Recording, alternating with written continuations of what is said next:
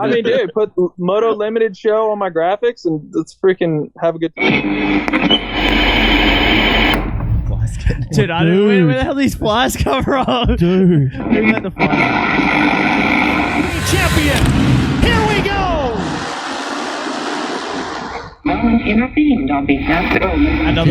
Another bandwagon to hit you on there. No. I'm just a big fan of just Moto in general, but when you get Moto YouTube and any athlete will tell you what you have to sacrifice to win is tough.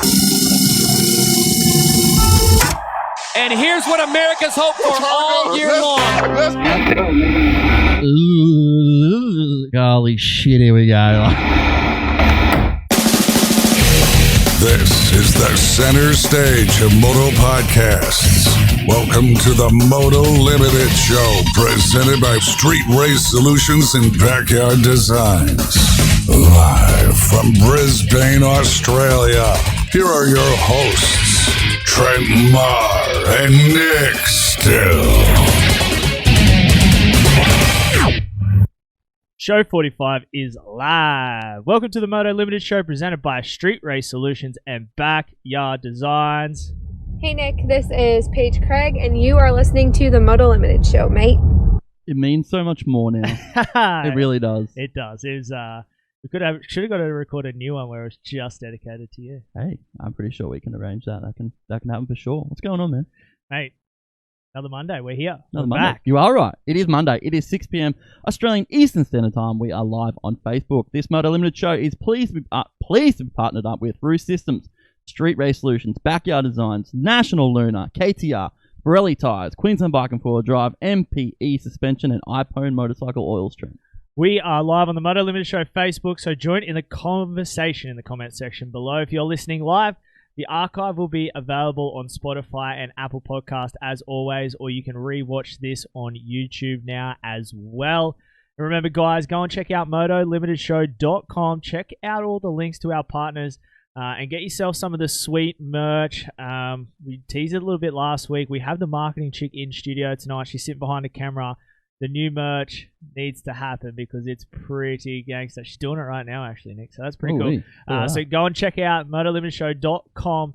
Get yourself some merch. We've also got on there our Privateer Takeover competition, Nick. There's a banner up there now. If you click on that, you can go in the draw. You might touch on that straight away, Nick. I may have accidentally put a application in. Yeah, could be there. Could. If a schmick snil. The way I look at it is I probably should have used the hidden alias, but just after the oil deal, really. Just after the oil deal.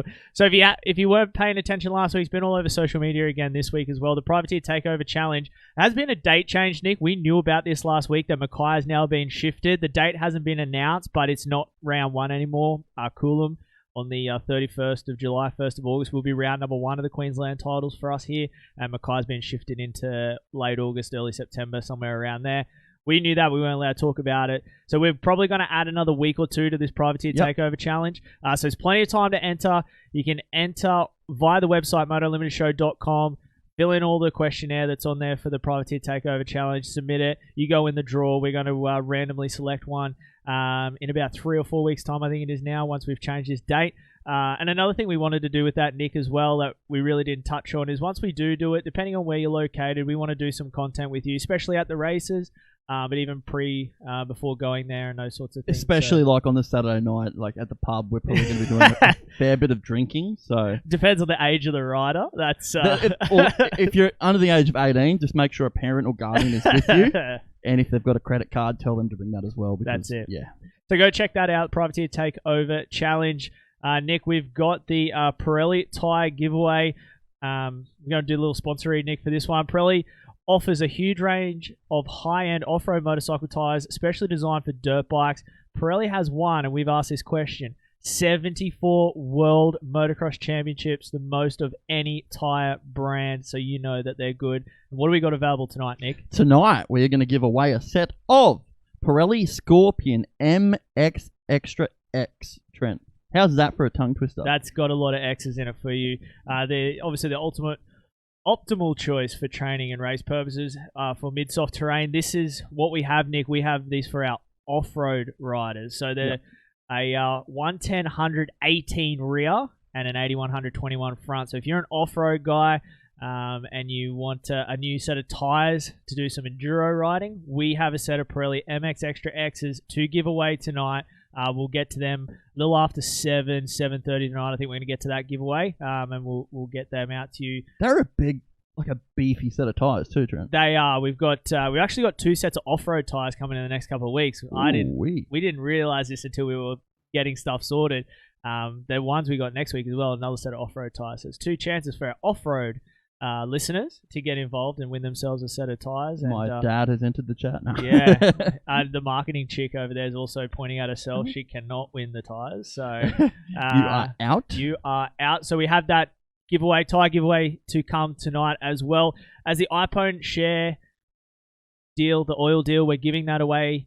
Now, the 2 more shows to get in the draw. So share the live stream while it is live. We can see some shares coming up in the comment section. Write in shared if you've done that, so we can see it on the comment section as well. Because some privacy settings and that not allow us to see. Yeah, when you so just share that it. is a really, really important thing. Once you've shared it, just put in the chat share, just so we got your name. Just because Facebook and the privacy settings, like you said, Trent, can do some funky stuff, and you guys don't want to miss out on this. So yeah, just make sure you've got that in the comments so we can see it and we will get it written down for sure.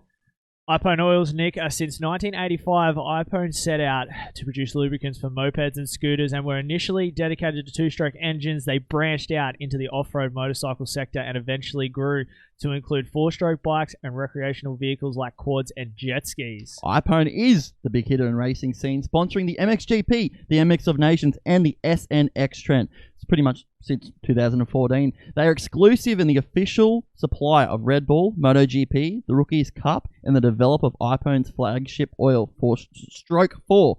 That is a tongue twister. You got you there, didn't it? They did it. Hey, it's just like that. Yeah. You remember. Yeah. You remember.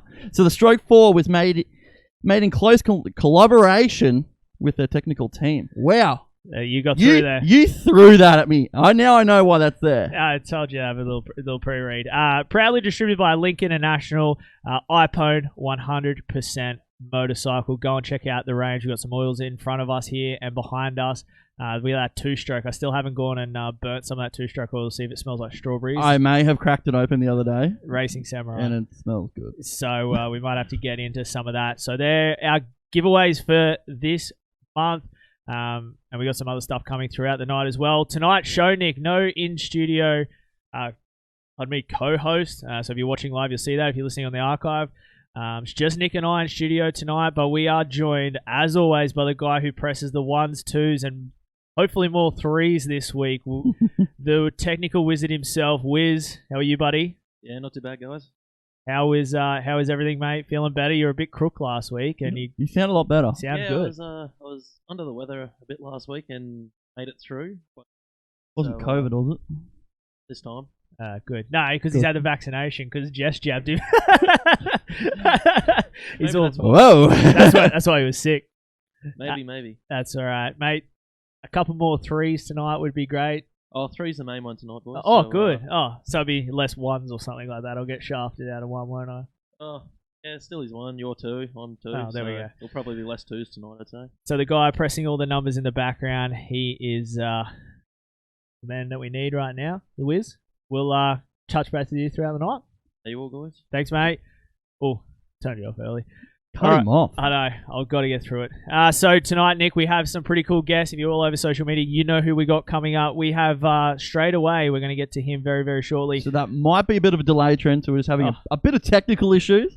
You know, the whole Australia to America thing. So we're sorting that out right now. But you are correct. Keep going. Yes, Dan Colvin from DCMX Tools and Main Event Moto. We'll have him on here very, very shortly. We'll take a little quick intermission to get him on. And then coming up later tonight around 7 p.m, we'll have Emma Milesevic from Honda Racing Australia. She's fresh off the Queen of MX title that she won down there in New South Wales. Want to get her on, see what's going on for her. She has all the off-road stuff as well, I'm pretty sure, from what I was researching today. So I want to see how it all breaks down for her as a woman in the sport. And she's obviously got the factory backing of Honda Australia. So we're going to have her on later, so stick around for that.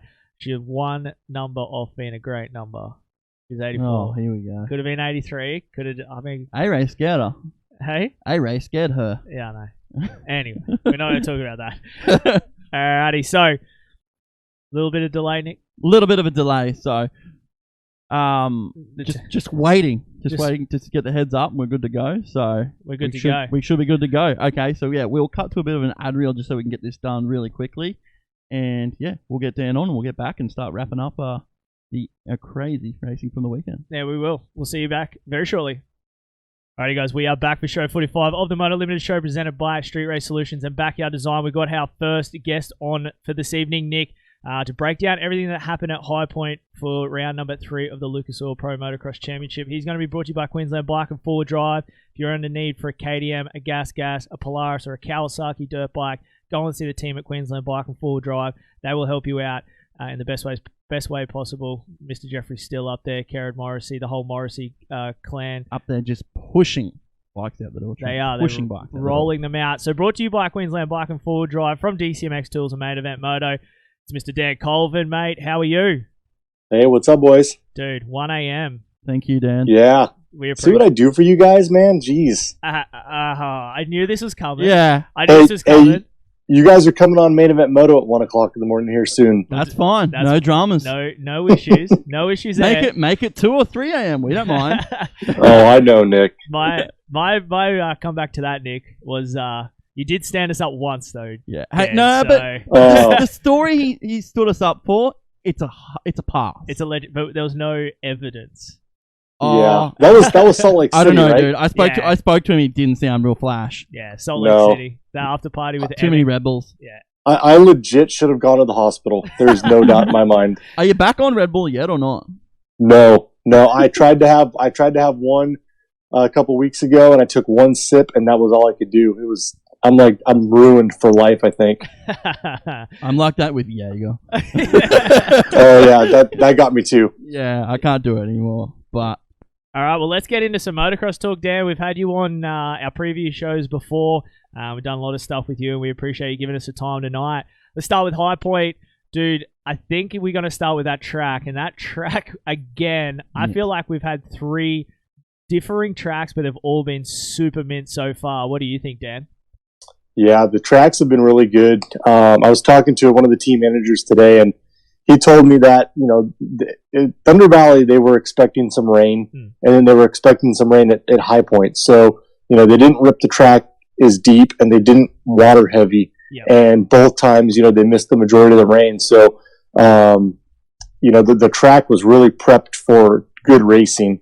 And and the feedback from the riders and the feedback from the teams to MX Sports is, hey, this is what we want. So, hopefully, these next, tracks, they're listening and we'll prep the track the same way. I think for Red Bud, I think we're going to see probably some deeper conditions, but, yeah, man, it's been really good. Just going off what you said there, and I'm pretty sure I heard this in an interview not too long ago, that Davey Coombs is this year, they are changing a lot of the ways they are preparing these tracks. Like, they are listening to the riders. Obviously, I think last round there was a lot of mixed emotions about it. People either loved it or hate it, but I think it's adding to the racing 100%. I think it's a whole lot better. But Dan is exactly right. They were predicting rain, and that's sort of how they prep the track for it, but it just never came. But when you have more of a hard packed track, you're able to use more of the track. You're not just stuck in a rut and riding around the track in a rut, and you're able to make some different lines and things like that. And the racing has been awesome. It's been really enjoyable to watch, and more importantly, the guys like to race it. So let's just pray that we get some more tracks like this. Yeah, I mean, we go to Red Bud next. I think it's going to be notoriously, sandy and as it is. I wouldn't say sandy, but it's you know how it gets. It gets deep at Red Bud. Southwick coming later too, so it's going to be deep and rough and nasty as it is. But I mean, Washougal, I think to me is probably the other one where you whether they prep Washougal, in which way they prep it, could determine how good the racing is there. And it's one of those ones where, it's got that harder base. I think Red Bud is going to be completely different this year. I don't know why. I've just got that feeling. It's just not going to be a traditional Red Bud. Yeah, Yeah, so I mean, they got to keep doing it. I mean, that's ultimately, let's keep it up, because I mean, and not only is it like for us visually looking at it and what the riders are saying, the racing's been epic. Like that second 450 moto was epic. Like, yeah, I think every moto we've had so far have been just smash them out battles because the track's good. A question I want to ask you both right now, and it's probably an argumentative question, is this 250 class, is it really a deep field or no? Trent, what's your thoughts? It's not proving to be. Okay, that's probably a good way. That's probably a good way of putting it. It's not proving to be. Dan, what about you? What's your thoughts? Like, coming into this, we were meant to have the deepest 250 class we've ever had. What's your thoughts on it? Yeah, I think with the few guys that we've lost, we've lost J Mart, and he was the title favorite. I don't think anybody would argue. It sure seemed like it was deeper when we started, but through these first 3 rounds, that we kind of see who's at the front of the pack every moto, and I'm there's some guys that I'm really disappointed in, and the PC guys for one, they have not been up there. Shimoda's doing well though. Shimoda's doing where I thought he would be. Yeah, except okay. Well, let's just say Faulkner. I mean, I didn't want to name any names, but no, Austin Faulkner. And we know there are issues with Faulkner, and that is going to come out in the media, hopefully soon, because it's not looking really good. But if there's one thing that worries me, it's how long it took them to get Shimoda's bike off the other bike. That was crazy. Yeah, that was wild. Didn't they have to take a chain off or something? Is it true? Well, that's what it showed on the thing. They were putting the chain back on, so it looked like they had to take it off at one point to get Shimoda's bike out. That was a mess, and they were there for 2 laps. That's bad. Yeah. Bad luck. Matty G is one of my customers. I sell tools to Matty G. That's Shimoda's mechanic, and I'll be interested to get the details on that one. That one was pretty wild. Yeah, that was pretty wild. Well, let's get into some 250 class early on, and then we'll move on to some 450 stuff. Obviously, as you said, Dan, Jeremy Martin being out, he was meant to race this weekend, and then has a practice crash and breaks fingers. Because he can't hold on to the bike. Yeah, I mean, you got to give him props for trying, but dude, I've broken that bone in your wrist, and once it's broken, your hand is shot until that thing's healed up, because it just you lose all strength, all mobility in it. It just completely wrecks your wrist. And I mean, Homie was taking a leaf out of McAdoo's book. He was trying, but I mean, that's disappointing. That kind of obviously shakes everything up, as you said. It kind of not lessens the field, but it takes one of those top guys out, and it just makes it not hard to watch. But you go, man, we're missing that guy. It could have been completely different sort of championship. And I guess for us, Nick, being able to do press conferences, J-Mart's pretty cool in the press conferences too. Like, he brings a little bit of... He's cool in the press conference, but he is shocking on the podium. Yeah. We can get to the shocking one, Dan, because there's someone who's worse. That other star rider, he's I don't even know. I should probably keep my mouth shut. I get in trouble with those guys. You're not a huge fan of said rider, is that correct? Yeah, I'm not. I'm not. It's you got to have some kind of personality, right? And he just doesn't have that great of a personality. It's hard to listen to him. He's one thing that I don't care for is he's kind of a crybaby, and it's over and over and over. He cries about something, and well, we saw that at Atlanta for sure. So yeah. Well, the thing that topic I got is, obviously this is going to be Justin Cooper and Jet Lawrence battling this championship out. Like, they're the 2 guys for us now moving forward. Like, and I think from what we've seen, Dan, on the weekend, Jet Lawrence is playing the long game. Yeah, and I think he said it best on the podium.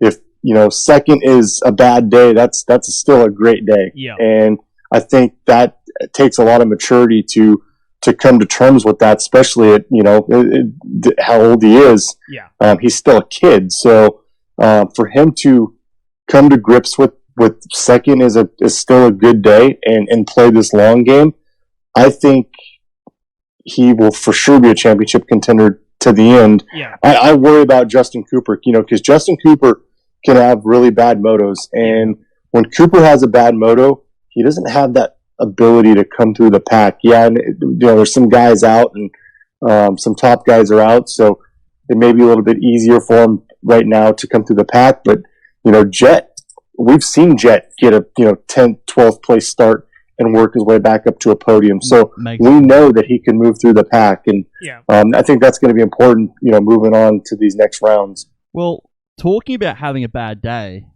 Hunter Lawrence. Yeah. Where are we at with Hunter Lawrence? Like, he's got the speed. There's just a bit of unluckiness, and I was sort of hoping to see Hunter, pushing into these two dudes to be the third guy in this championship. I don't know. I don't know where he's going to fall into this. It's how many points is Hunter back? Oh, dude, like 40. Yeah. See, that's getting to the stage where it's a long way back to sort of break into that championship. Where are you with Hunter Lawrence, Dan? Yeah, I mean, there's still a lot of motos left, and Hunter's really good. And I think he just had kind of an unfortunate day and didn't get the results that he was looking for. But he had a good ride back, after the crash and whatnot. So he's got this. He's got the speed. It's just like I think this weekend was just bad luck. Yeah, because he got two ripper starts. He was up front both times and then went down, and it's like they were just little mistakes. And that's what I mean. And that first moto was slick. Like, we got to ask the guys in the press conference, like, that first moto, there was a bit of rain coming down, and you could see the way they were riding that track was slippery, and every rider was like, it was like grease in that first one, and everyone went down pretty much. I'll give it to Hunter though, and he does the same thing in Supercross. When he has a crash, he gets up and can contain his emotion and gets back into his rhythm so much better than a lot of these other guys. He's straight back into it, and you go look at his lap times, bang, he's back to hitting his marks each time. Like, he's got that sorted. He's got to minimize the mistakes. Yeah. And I'm not counting Hunter out yet. I mean, like I said, there's still a lot of motos left, and we know that based on historically, Justin Cooper will make mistakes as well. Yeah. So, and again, like we said before, I don't think Justin Cooper has the ability to rip through the pack like Jet. So if Jet makes a mistake, I have more confidence in him that he's going to be able to rip through the pack, and Hunter's kind of proved that he can do that too. So, there's, if we get halfway through this season and Hunter is where he's at now, come round 6, then I think we should worry. But there's still a lot of motos left. Yeah. This is one I had for you, Trent, and that is your friend, Mr. RJ Hampshire. What the hell? Dude, I felt bad with that one. Dude. That chain breaking when he had the lead. Like, he was starting to put it together. Like, 8 seconds. Yeah, like, we know he's fast. And that's what I said. He's always fast, but it's these little things. That one was totally not his fault. And I felt bad for him as much as, you guys think I hang a lot of shit on him. I'm just reporting what I see. But I was devastated for him. If you're Rockstar Husky, do you pay him for the win? Oh, he can't. You do can't. You? Well, you go broke. What about you, Dan? If you're Rockstar Husky, do you pay him for the win? No, I mean, unfortunately, that's racing. Yeah. It sucks. I mean, he was going to win that moto for sure. It's hard. Yeah, well, that team has a lot of weird stuff happen. Yeah, a lot. Yeah, but I mean, chain is probably not a factory Husky part. They'd have a chain supplier, and it's like, it's not a fault of them either. It's just one of those freak things. Anything could get stuck in there and snap a chain or anything. It's just freak. But dude, any of us ever think that Jalek Swall was going to come out and go 1-3 and get an overall? That was so surprising. Dude, it was that funny. Like, I seen him get the win. I was just like, okay, we'll see where Homie is race 2. And dude, he made me eat my words. Yeah, Dan, he was firing. I thought started Moto 2. He was one of the guys last year that I'm like, I was starting to ride off, honestly. I'm like, man, he kind of had his chance, and he really didn't do much with it. And then he was good in Supercross this year, and then he comes out firing in the outdoors. And I mean, if you would have asked me at the beginning of the season, what I think Jalek Swore would win an overall, I would have said no. Yeah. If you would ask me if I thought he would win a moto, I still would have said no. Yeah. So, but the thing about it though is not like he got a good start. And he's really riding pretty good. Yeah, it's not like he got a good start and things went his way, Nick. It was like he had to work his way into that front, but like both motos, and he was like his aggression, pushing like people. he wanted to make the pass, and I don't know about you guys, but towards the end of the second moto, I think it was, I seen Marchbanks closing the gap. I was just like, don't do it, bro. Yeah. Don't do it. Like, I just had bad things coming, and it never happened. He managed to keep that distance and put his head down and went to work and kept the gap there, Trent. Yeah. He said in the press conference, he goes, my tongue, and he said on the podium, he goes, my tongue was in the spokes. He goes, I was. That's what actually fighting. broke the chain of RJ Hampton's Yeah, that was Moto 1 though.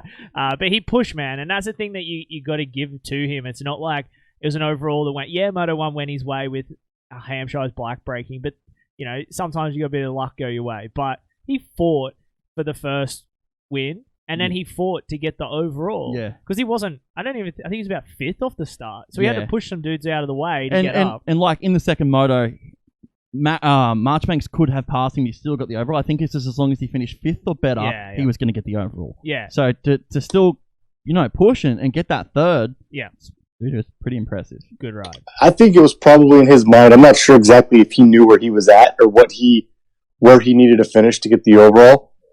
So I think that he probably had the sense that Marchbanks was behind him and that he needed to push and not get past. And I think that's what was, he was able to keep that gap between him and Marchbanks, probably not knowing what exactly he needed to get. Yeah. So he just pushed, If you're a mechanic, do you put on that board where you need to be?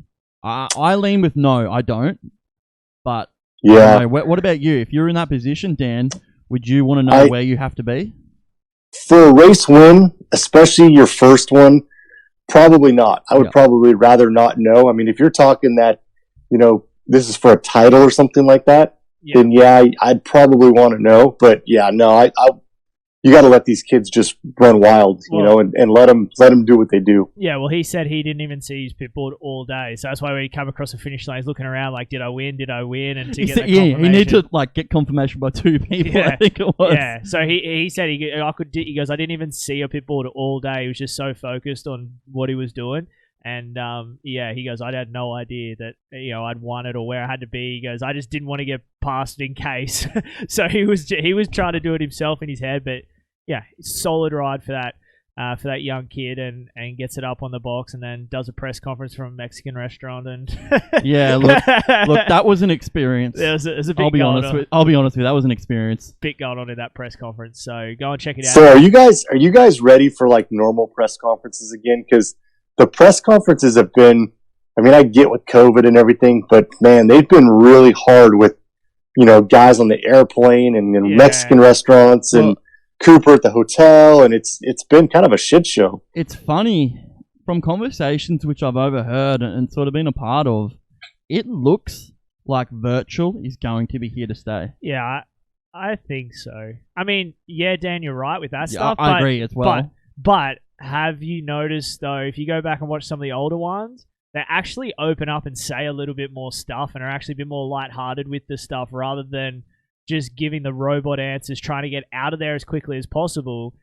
They actually giving some sort of valuable content to the media that can actually go and take quotes and go and say, dude, half of the Moto Spy couldn't have even been done this year if it wasn't for half the stuff that come out of the press conference. Like, half of, stuff Weege does. Like, we love Weege, and he does a great job. But a lot of his stuff comes out of those press conferences too now because we're actually getting decent stuff. So, yeah, I agree with that. But at the same time, it's just these guys will get used to it the more we do it. Yeah. And even the promoters doing it better. Like, MX Sports are doing it better, putting it a couple hours after the race, letting everyone hopefully get back and get into their spot and do what they need to do. And then it sometimes should work.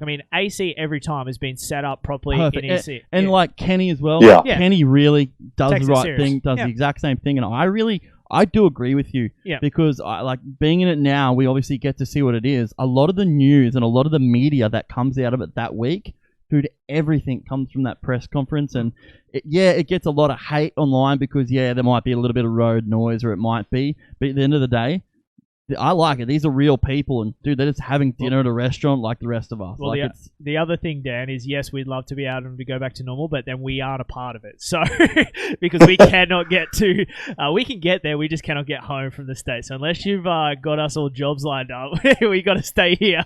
But I think there'll be a place for both. There'll be a place for both here in the future. But they just for me, they're just not as professional. I guess I'm old school, you know. I agree with that as well. Like it's just, I rather this, because if it's not this, it's nothing. So I think we've just got to take what we have and see, like you said, let's and that's like me and Trent kind of do here. Is what? I just thought about that. What happened in the press conference? Which one? Just somebody not taking it professional. Oh, dude. Dan, let's just say, if you haven't watched the press conference from yesterday yet, you are in for a friggin' laugh. But all right, well, I'll have to watch it. But like I was saying, me and Trent, we sort of get like a bit of shit because we try and look good. We try and have backgrounds, you know. We try and be dressed properly. We try and think about it and do it properly, just because we're trying to lift it and make it look better. And if everyone across the board did that, I think it would look a lot better as well, Dan. Yeah. Oh, totally. Yeah, 100%. You guys do a killer job with your guys' setup. It's we joke about it because, you know, the Batcave isn't exactly super professional. But it gets the job done. Yeah, we appreciate that. I mean, what we did it in beforehand, Nick, it wasn't super professional either. Yeah. So we've just grown with it, but it's good fun. But we're gonna have to make some modifications when we go to video. There's got to be something done, because the shit that you guys would see in the Batcave would probably scare most. Can you please take a photo of it just so I can see? Because I like every time I hear either you or Joe talk about it, I'm trying to picture it. I'm thinking like a real dark, dingy room and there's stuff everywhere. I want to know what it looks like. Please. Yeah, I mean, you hit it on the head. That's what it is. As I was calling Batcave. Now, I know we're getting a little bit off topic, but can you please just describe what Joe looks like? No, I can't do that. Okay, thank you. You've ruined it. Quickly, before we finish up with 250 class, title picks. Who we going for this title now? We know sort of where we're going to, what we got so far. 3 rounds. Nick? Christian Craig. Look, I'm going to go with Hunter. He's going to come back. 42. I just did the math. Yeah, 42 look, points. I think Hunter's going to get better as we go. I'm just not sold on Jet being able to not have one of these weird or wacky weird or wacky moments, you know, where you're going to lose a significant amount of points. And the same as like Dan was saying, Justin Cooper is renowned for having them. So I'm hoping Hunter's my guy, slips in there. What about you? Me? Yes, you. Me. I'm pushing the chips in. Oh, all in? The 18, baby. He's showing me some stuff. If we're real quiet, we can hear a train coming past, because it seems to be what you do. I'm jumping on the wagon, mate. Finally, I have a bandwagon, the 18. Feels good, eh? 18 and the 9, bud. The 18 and the 9. What about you, Dan? Who are you going in? Yeah, I think Jet's gonna win this title. I have more faith in him than I do Justin Cooper, and you know, Hunter. I want to see. I got to see more out of Hunter. I did say, you know, we got a lot more racing left, and I do think he's going to improve. But you know, I think maybe a couple podiums, and then I could start maybe thinking Hunter. But so far from what I've seen, I would say Jet for the 250 title. Yeah, cool. All right, let's move on 450 class. I'm just going to take my headset off while you two do whatever you do. I mean, there's so many ways to start, but we got to start with obviously ET3.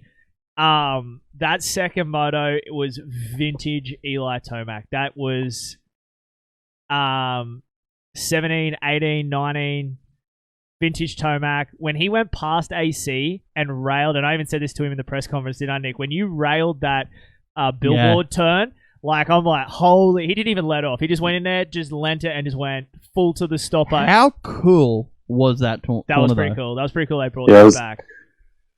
So what's your guys' thoughts? I mean, did Cowie give his factory parts back to him? I mean, what do we think? Dude, you know? he hasn't watched the press conference, because like Darkside comes hot with that. Darkside comes in it straight away and does that. He's like bang into it straight away. But like this whole parts thing and took his parts, what a pile of shit. Like, Yeah. Dude, get off YouTube, and I don't know what your problem is, but you're a friggin' idiot. So, apart from that, what the hell? Like, Eli, did he wake up and have something different for breakfast? Well, did he put his left shoe on before his right shoe? Not in Moto 1, he didn't. Like, what? Yeah. I'm sorry, and I asked him this question as well. I was just like, okay, you can't tell us what was wrong with the previous 2 motos. There's got to be more to it. He goes, even my setup was exactly the same. Like, I was thinking about it last night. One of the things I thought is, okay, he might have got a good start and he likes his bit of fresh air. That can't be it, guys. It can't be. I think it's all him, Nick. Yeah. I think it's him. I mean, he displayed what he could still potentially do, and that's if he gets a good start, he smells the lead and will go after it and check out, and that's what he does. But I think when he gets himself buried so far back there, I don't think that he is willing to push it like he was in the past years to get to the front. I just don't think. I think it's something mentally. I don't know if it has to do with being a dad now that he's got a kid and another one on the way. Yeah. I mean, I think that's what it is. Yeah. Yeah. There's something going on, and I said it, and it's not like the weekend it was a turnaround. Like, he went 6 in Moto 1 and then come out and, wins Moto 2 dominantly. So there's something there. I don't know what it is, and I don't think we're ever going to figure out what it is. It's just put it down to Eli Tomac being Eli Tomac at this point. It's got to be mental. Whatever it is mental. But I don't know how he can go from 6 and not even, like, he didn't even look that great in that first moto compared to what he looked like. Like, second moto, we've got Roxon, we've got Ferrandis, we've got AC going at it. And Eli's just doing this, riding away from them. 2 seconds. They're not closing that gap up. He's extending it. Yeah, he was 2 seconds lap quicker. How do you replicate this for Red Bud? I don't think he knows. Surely there's got to be board meetings at Monster Energy Kawasaki on Monday morning going, what did you do? He don't care. It's them. I mean, I got a little bit of insight today on the bike, and because I was talking to somebody, and I said, hey, there's this joke going around that Cowie took his parts, and of course it's a big joke and a laugh, right? But he said he the person I talked to said they're not taking anything from him, but what they're not doing is allowing him to try different stuff or new stuff at this point. Yeah, they have something that's proven. And they said, hey, you're going to ride this. But, I mean, he's won national championships on the same setup. So there's really no excuse. It has to be him. Yeah. But, I mean, this other YouTube guy, I've watched some of his stuff. And what you just said there, Dan, is kind of what he's saying. But then that clickbait material. Dude, I don't want to talk about it. I know, but you are right. They're not letting him try new stuff. They're not letting him develop. They're like, this is what you're going to be running. But it's not like it's a piece of shit motorcycle. No, it's proven and it works. It's just he's just not happy. As I said, it's got to be a combination of being mental, and when he's not feeling it, he's like, I ain't gonna risk it. Like, I think that's what it comes down to. A positive that I would take from the weekend is Monster Energy Star Racing Team going, he can still do it. It's still there. It's still there. Yeah, for sure. Yeah, it's there for sure. We'll go to the other Monster Cowie guy. Dan, we were nearly celebrating hard last night when first moto. And dude, how funny is it when he's like, gets his first win of the year and then crashes right before the finish line over that lap rider and runs across the finish line. How cool he's like, I had to push the big girl over the line. I mean, we have to crash every moto. That's just what we do, Yeah. I mean, we just got lucky to win that one. That was wild, man. I was like, I don't think it's luck. He deserved that. When he, oh yeah, for sure. When he hit that guy, went over the bars, I'm thinking, shit, this is the last thing he needs to do is go over the bars, re-break his collarbone, and he's out for some so stupid. So when he popped back up and started running up the finish line, I was like, that's awesome. Yeah, it was good. Reminded me of Rhino. Yes, yeah. And that was at Hangtown too. Remember Chad Daytona Supercross? There's been a few. Yeah. Even this year when what's his name ran across the line as well.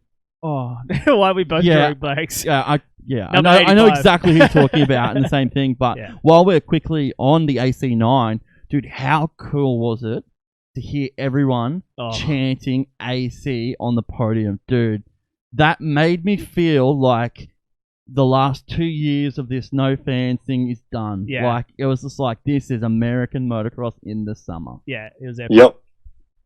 He liked it. Yeah, but the fans, they were chanting Jet. They were chanting everybody. I mean, Even it was Ferrandis got a friggin' yeah. Yeah. So no, it was bitching, dude. That's what American motocross is all about, right there. Yeah, I was sitting in the studio here watching it. It was 7 a.m. here for us when the final moto finished, and I was chanting AC on the couch. You couldn't hear me, but I was chanting it. I was pretty. I heard you. I heard you, Trent. Don't worry. Thanks. I was pretty happy with that. And as an AC9 guy, I'm like, this is cool. And did a little bit of research. Oh, here we go. His first 2 rounds last year were pretty bad. I think they were worse than what these first 2 have, and he nearly won the title last year. And it was round 3 last year where he started to find form. What type of gap have we got between AC and, of course, Ken Roxon now? No, Ferrandis has got the red plate. Yeah, but like, I think he'd be 4th. 32 points. Oh, he's still in it. He's still in it, baby. Yeah, he's fine. It's fine. I did the research today, and I was like, oh, this is like started to... And again, he's still, after Moto 1, he pulled his helmet off, and the first words you can lip read on screen is, I got arm pump. Well... He's still struggling with that. Yeah, well, apparently Kawasaki made some changes to the motorcycle to help him after the first moto, and that didn't help him for second moto, but I don't know if there's any truth to that, but AC9... Yeah, it's weird because typically second moto, your arm pump actually gets better. Yeah, exactly. So it's I'm curious to know what they changed or why they changed it between motos, because typically, like I said, it gets better. They should work on it, during the week and then come up with the setting for Moto 1. But yeah, I think he's going to start clicking them off here. That's my feeling. Yeah, that's where I'm with you. AC9 all the way. Dude, he rode unbelievable. Yeah. I will give him that, and he's starting to come too, but he's got to go past Kenny and Ferrandis. And dude, them two are just going at it. Yeah. That battle, that's going to be the championship battle, is between those two. Like, these guys aren't out of it, and you got to see a little bit more, but dude, Ferrandis has come to play, Dan. He's one of the boys. He has come to take this championship. You know what's crazy is I have more faith in Ferrandis than I do anybody else in that top 5. Yep. It's when Ferrandis is back there, like, he was behind Kenny and AC. Yeah. I'm like, yep, he's going to get both those guys for sure. And he did within 2 laps. I just have more faith in him, man. He is so good right now. He's on fire. And another bit of research I did, Nick, which I haven't really confirmed it, but I'm just going to go out and win. I wasn't going to say in the press conference. We spoke about this yesterday. Yeah, we spoke about this afterwards. The last rider to ever win a 250 motocross championship and then come out and win a 450 championship as a rookie was Dungey in 2010, like 2009, 2010. So since then, nobody's been able to do it. And Ferrandis, if he keeps it going, he could be the next rider to do that. And it's only been, I think Carmichael before Dungey, that has done it. So like that's some rarefied air. I'm pretty sure JS7 did it as well. No. Oh, really? No, I don't think so. Villo? No, Villo did it on 250, didn't do it on 450. Yep. That's what I mean. So there's been a lot of riders that haven't been able to do it, and Ferrandis could be in rarefied air. So there's a little fact for you guys to keep an eye on. I was researching. I was going to say in a press conference yesterday, but I was too scared that I was going to be wrong, and I was like, I'll pull that out. And it's a bit early to be talking full championship, but he is the real deal. And as you said, Dan, he's the one that you feel more comfortable about this happening, especially when he's going up against Ken Roxon, which we all have question marks, I'm sure, of what we're going to get when this thing gets hot. Yeah, it's that. That's a legitimate question. Is when it starts getting hot. Highpoint was only like low 80s, wasn't it, Dan? I think it was cooler than that. Oh wow! Yeah, it was. It was unusually cool at Highpoint. When you get to, Unadilla and Redbud and Millville, it's gonna be hot. So it's gonna. We'll see. Yeah, I think that's a question mark we have. But dude, there's no denying Ken Roxon's first lap speed or first 2 laps. Him and AC on the first lap can do things that I don't think many riders can do. And like that second moto, Kenny went from 14th to 4th in one lap. That's exactly right. And finally, this is something we got to see from Kenny, is coming from the back and coming through the pack. Yeah. Now, he wasn't really that good at that during Supercross, but he's definitely got that worked out for motocross, Trent. Yeah, he looks really good, Dan. That's why the outdoors is, it's not so start dependent outdoors, because you got a lot more time, you got a lot more track, there's a lot more variables, and I honestly like the racing. I love Supercross. It's that's our thing here in America, but the motocross series is exciting because a guy could legitimately come from 5th, 6th, 7th place to win.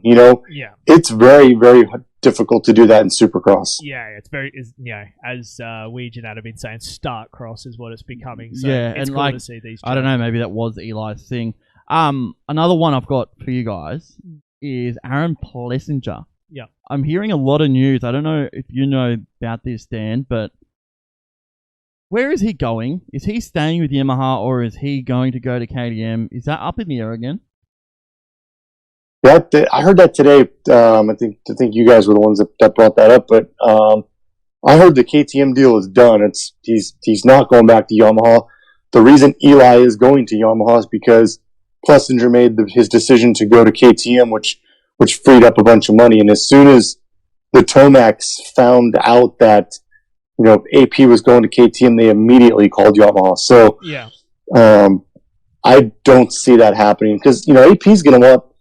He's gonna want more money, and I don't think Yamaha's gonna pay him more money, especially with Eli coming. I think that Plessinger is a massive prospect for coming into Supercross next year. I fail to see how Yamaha can not match whatever deal he is going to get from KTM. I'm sorry, I just can't see how they're not trying. That team has got endless amounts of money, as we know. Why do they let him go? Yeah, it's weird, because I heard that 2 days before he signed the KTM deal, he was telling all the star guys that he was coming back next year. So sometimes when there's smoke, there's fire. But we'll see. But I mean, if the ink is on the contract, like everybody's been told, I don't know how they're going to get around that. Yeah, that's an interesting question. We'll see what happens. There's a lot of silly season stuff going on this year, Nick. It's crazy. What's been talked about behind the scenes that cannot be released. So keep an ear out when we can break some of this stuff. It's going to be pretty legit. Let's go some title picks, and then I've got one question we need to follow up on. I got Nick. one question prior. Yeah. Can we get it out of the way? Yeah. Marvin Muscan, Justin Barsha. Did you guys see that? No, that was in practice, wasn't it? Cross jumping. Apparently Marv was not happy. A lot of swearing coming from Mr. Frenchie. Yeah, so, I seen something, but I wasn't exactly sure what happened. Yeah. So apparently cross jumping is what it was, and we know Justin, Barsha, Barsha doesn't mind doing that, but definitely interesting bit of fire out of Marvin. So yeah, sorry, buddy. Yeah, you're right, mate. You are right. Well, let's go some title picks in this 450 class. So 3 rounds in. I can't even remember who we picked on our preview shows. You were part of that, Dan, so I don't know if you remember who you picked. Yeah, I picked Cooper Webb. I remember who I picked. Don't worry. Oh, no, yeah, I went AC9. What am I talking about? Yeah, I know exactly where I went. Exactly. Yeah, AC9. So who do we think we got? Ferrandis has got 3 points at the moment over Kenny Roczen. Plessinger is 27 behind Roczen. And then, and then Adam is just behind that as well. A couple back from that. So there's only sort of 30 points separating the top 4. I think Savachi's still in with a chance. Dan, we just move on to those comments. Yeah. Nick, stop talking crazy. Hey, what? They took his parts. Props. He is riding pretty good at the moment. Dude, he's getting better. That's all we asked for. Yeah. He's not going to go out there and friggin' win races, but as long as we're getting better, as long as he's not picking his bike up off the track, all I asked for. Team 17. Team 17, baby. That's it. Love it. But I'm probably gonna change. Hey, I'm AC9 from what I've seen. His speed. Attaboy, Nick. It looks good. Welcome to the wagon, bud. It's like I've always been That's a fan, right. but I needed to see a lot out of him You because needed a obviously- win. No, I What didn't need a win. What the hell did you need to see? He got second in the series last year. Dude, he spent a long time on that couch, and he likes to drop that motorcycle a lot. Yeah. So I just needed to see him put some things together, and yeah, I'm happy to get on that. I was with Cooper Webb. I don't know what's going on there. Don't want to talk about it. Well, that's easy. All right, so we're all AC9. That's where we're at. Joey, close second. One question, Nick, before we wrap this up with Dan, because you need to go back to bed, bud. We appreciate you giving us the time tonight. You brought this up last week, Nick. Who's more likely to improve between Tomac and Faulkner? I think that may have been slightly answered. Thanks, Eli. Yeah, but, and Dan, Faulkner isn't running the best at the moment. We can all agree on that. That first motor, he charged from a fair way back, too, to get up to where he got to. Yeah, it's still 6 or whatever he ended up. 7.6, I think he ended up on the day or something like that. I should have really checked this before I went on this little tangent. But, yeah, 6 overall. You are 7.6. right, yeah. So, I mean, it doesn't look great, but he come from a long way back for that 7. Yeah. You know, and passing a lot of people on his opening laps. That's yes, right. You So, are right. if we get him a start, I think he's part of that group. Like, I think he beats Jalik Swole. You know, and he wins the day. So I think it's just very start dependent at the moment to get up with Jet and that. So are we still where you at there with the more likely to improve? You think that he's more improved? Eli Tomac? Nick? Man, I don't know. I'm still on the fence with this one. I mean, I kind of know what's going on with Faulkner and his family and the team and everything. It's not a good situation in that rig. Yep. And I can't think that makes him too happy and too eager to go out there and do well with what's going on. Yeah. But you know, we were told by another individual, I'll just name him Darkside, that he had a guaranteed factory Cowie 450 deal, and I heard today that is not true. He has a factory 450 deal guaranteed if he wins a 250 title. Option. And I think we can all agree that he's not going to win this 250 title. Yeah. I agree with you 100% there, and like you did allude to there, we do know a fair bit about what's going on in Faulkner's life at the moment, which is a little bit disappointing, so that's why we're not really giving him a hard time. We're just going to let it happen. If it comes out in social media, it comes out. But I heard a few rumblings of that Gas was looking at Faulkner for a 450, Dan. Yeah, I mean, I have not heard that, but you know that wouldn't surprise me. And it might be a good fit for him. Yeah, the more I thought about it, I was like, hey, I can actually see that. Yeah, I mean, if he's causing waves, you know, with Pro Circuit and Kawasaki and everything, then there might be a little bit of bad blood there. And I don't know if you guys know or not, but you know, PC, they have another rider coming on board for Redbud. Yep. From what I understand. Yep. So, that's going to be Jet Reynolds. They're bringing Jet up to ride because they have an obligation with. What's that? That worries me, kind of, to be honest with you. Yeah, it does me too. But they have an obligation with Monster and Kawasaki to field 3 riders at any given time. So they're kind of out of options with the injuries that they have. So depending on how Jet does, you know, because he's still planned to race Loretta's, so I don't think you can score over 25 points in a professional, your professional career, and then still race Loretta's. So, but yeah, we're expected to see him. So we'll see, man. That's going to be an interesting thing. I mean, at this point, I would say I would put more stock into Tomac. Yeah. Than Faulkner. That's what I mean. I think we all had Faulkner leading in, so that's what I mean. I just pulled that up because I wanted to go to that question because, as I said last week when we all sort of spoke about it, we're all like probably a bit easier for Faulkner to take that next step because the gap isn't that big, and then he like comes out and just it completely flips the narrative. So. I was on Aus ProMX last week and asked the exact same question. Oh, were you? And Mathis and everyone was just like, Faulkner.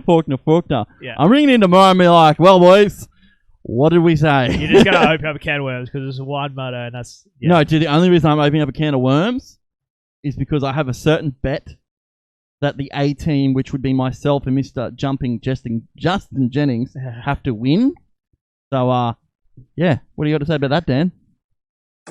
I think we're going to smoke you by an unbelievable margin. Me and Trent are going to kill it. All right, we'll announce it here if you are a listener to Pulp like we all are. Nick last week did the PulpMX wrap-up show with Darkside, and Justin Jennings was jumping. Justin Thank Jennings was your partner in that. We've had Justin on the preview pods as well. I still don't understand, like, how's this actually getting quota? Who was the best? I think Steve is picking it. Okay, well, that'd be pretty cool if he is. So it's between you and Jumping Justin. Thank you.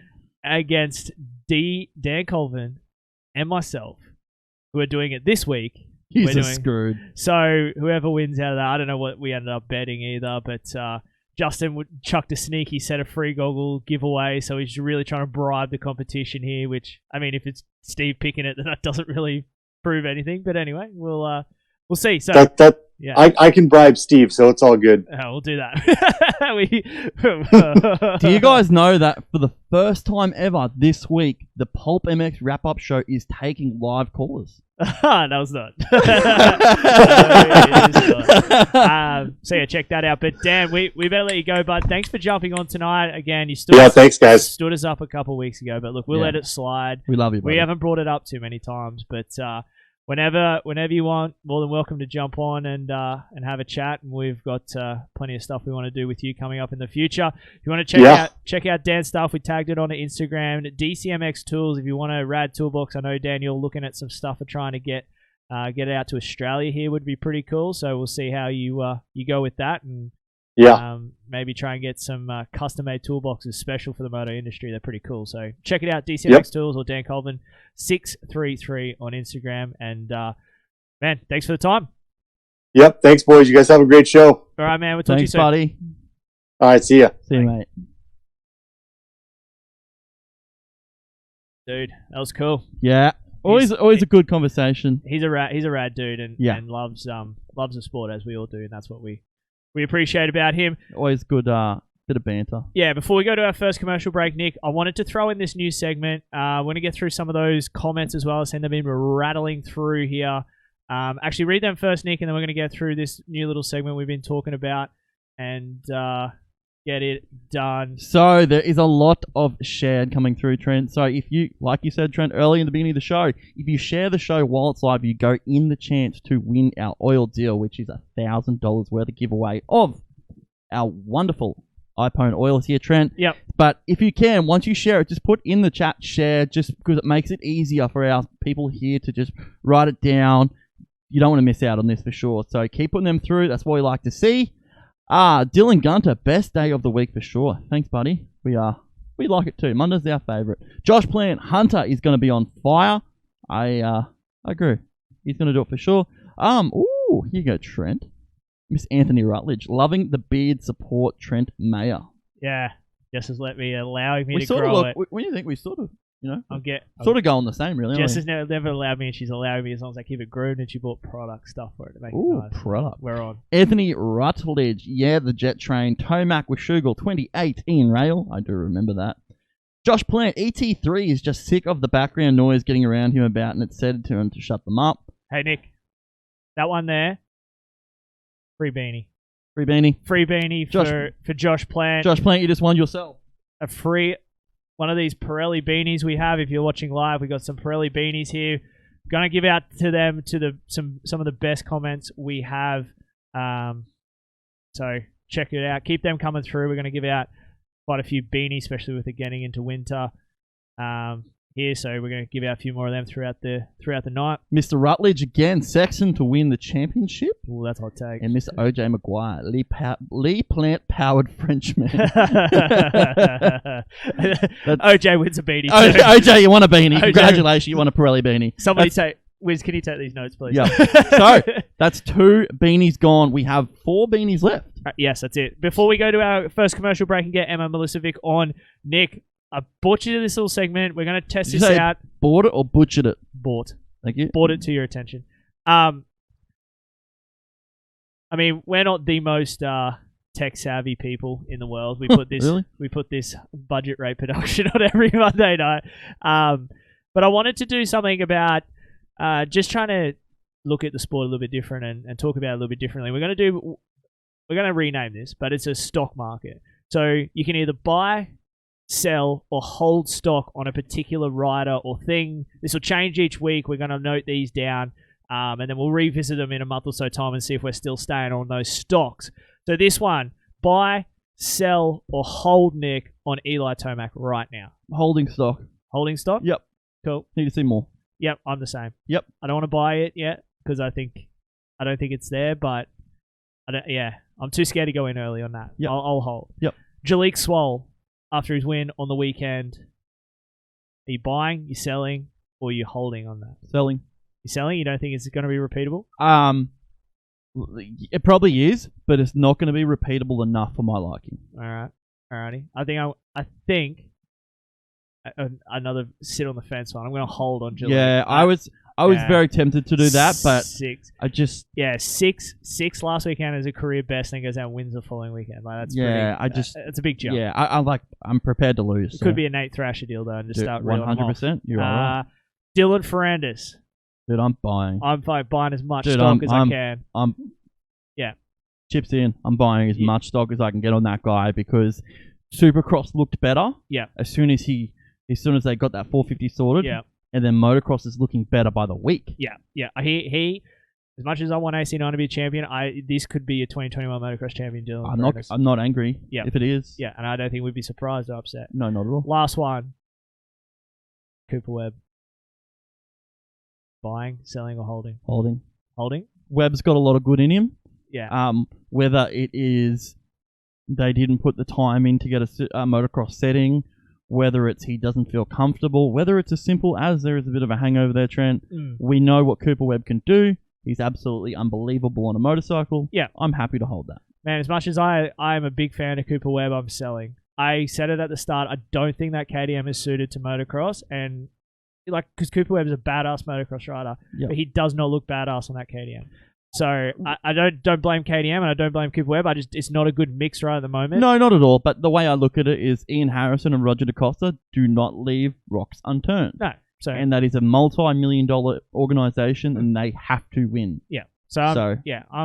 I'm selling stock. I want it to go down, I'll buy it. and then I reckon I could buy it at the bottom and ride it on the way up. Yep. So that's what we're gonna do. So 4 riders there this week. We're gonna change it. Could be tracks, it could be any sort of thing. Get in the comment section as well if you want to be a part of this stock market stuff as well. We want to hear different people's opinions on this as well. Wiz will have to go to the archive and just write that down. He's writing it all down. It's part of his jobs he had to do. He's doing well. He's a great guy, the Wiz. So yeah, check it out. We'll probably rename that and put a title sponsor on that. But the Joey Savacci buying. With Joey Savacci buying stock. Team 17, baby. You've already got you got all the stock that you possibly can have on Joey Savacci. Can't buy anymore. I own. I own it. All right, guys, we're going to take our first commercial break of the evening. We'll be back right after this with Emma Milesevic from Honda Racing Australia. Stick around, support the advertisers that support the show here. We'll be back after this. Welcome back to show 45 of the Moto Limited show presented by Street Race Solutions and Backyard Designs. Nick, we're going to get into our second guest. Second trend. Jeez, that's number 2. Yeah, the first one was early up, so I'm not used to that straight away. She will be brought to you by Backyard Designs, backyarddesignAUS.com. Backyard Designs have over 200 motocross bikes to choose from in their configurator. Choose your favorite logo from their database of over 2,000 different sponsor logos, and you place them anywhere on your custom graphics kit. Backyard Designs makes you the designer with the all-new online configurator. You can design your own dirt bike graphics yourself without having to go back and forth without designers and proofs. What you want to do is go www.backyarddesigns.com, and then in the store there, capital letters, Moto Limited and Trent, and that'll give you 15% off your discount coupon on your total price. That's right. So you get a good discount there with the folks at Backyard Design AUS. Check them out right now. But bringing you from Backyard Designs, the female Honda Racing Australia. The queen. The queen of MX in New South Wales. Number 84 of Emma Milesevic. Emma, how are you? Hey guys, I'm good, thanks. How you guys going? We are absolutely sensational. Monday night, we're on the show. We love doing this, and we appreciate you giving us the time tonight to have a chat. Yeah, no worries at all. I really appreciate you guys reaching out. It's definitely exciting to be on your show, so thank you. That gets hard, hard to listen to, but we're not used to people actually wanting to talk to us, so we enjoy that. But as we said straight away there, Emma, you come off the back of wrapping up the Queen of MX title down there in New South Wales a couple weekends ago now. Must feel pretty good to be called the Queen of MX. Yeah, it's definitely pretty cool. It's something I'm not used to, and it's definitely something I've had on my bucket list for a couple of years now, and hasn't really ever, I guess, happened for me. So yeah, it was really good to get it done this year, and definitely enjoying it. Yeah, that's a go. I mean, that's a pretty big title to carry around. But hey, we wanted to get you on and get to know a little bit about you and about female motocross, as we sort of spoke about before we came live here. We're big advocates for women in the sport of motocross, supercross, and off-road. You do a lot of off-road as well, so just give the listeners who don't know who Emma is a little bit about how you got into the sport at a young age and to get to where you are right now. Yeah, so my dad used to ride when he was a young guy himself. He just grew up riding a bit, kind of did it on his own, had to learn for himself, and then he got my brother a bike when he was 2, so, I was, not even born yet, really. My brother's a couple of years older than me, but, I grew up watching him ride, and I just wanted to get into it straight away, really. I just loved everything about it, so jumped on a QR50 when I was 2.5, probably a bit too small. Looking back at the photos now, they used to call me Mouse. I was pretty tiny, and I can't say I've probably grown much since. But so that's how it really started from there. And as you can imagine, with everyone that races, it just took off from there. Between going to the track every weekend with friends, and then getting into racing, it just really took off. And before I knew it, I'm where I am now, really, so it's gone really quickly, but it's been great. Yeah, I mean, you, as we said there, you did motocross. Is that what you started on motocross, or did you start out just sort of trail riding and things like that? Like, what was your introduction into, that first QR50 ride? Probably in the backyard, but what did you progress to after that?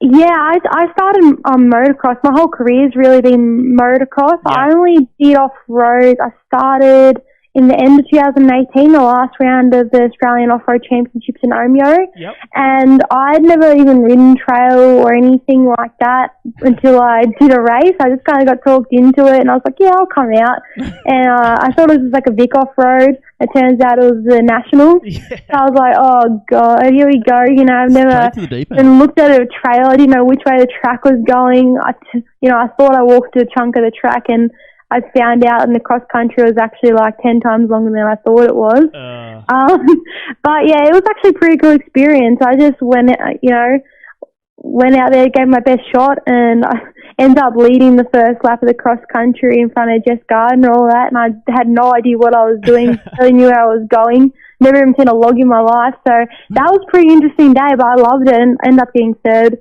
for the weekend, which was pretty good for my first time in the bush. So I've only really started doing off-road since the end of 2018. So I've done one season in off-roads. I didn't really do much motocross that season. I didn't do too much motocross racing. Yeah.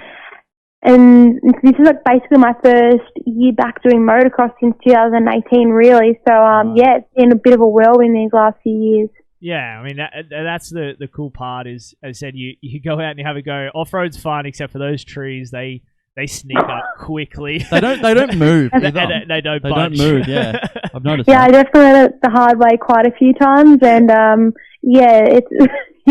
went it the hard way a few times, even trying to get over logs and stuff. Yeah. I had the classic motocross theory, when in doubt, gas it out, and that really did not work out well. So yeah, not on logs. It does not.